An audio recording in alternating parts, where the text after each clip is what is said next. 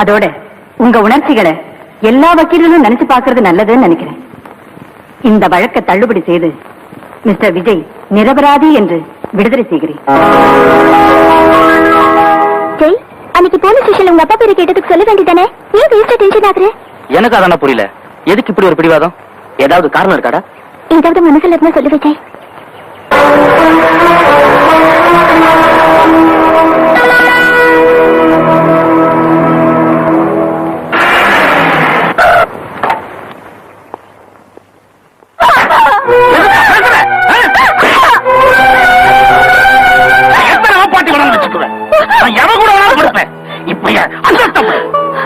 எத்தனை பேரை வேணாலும் வச்சுக்கோங்க, ஆனா இந்த வீட்டுல வேண்டாங்க.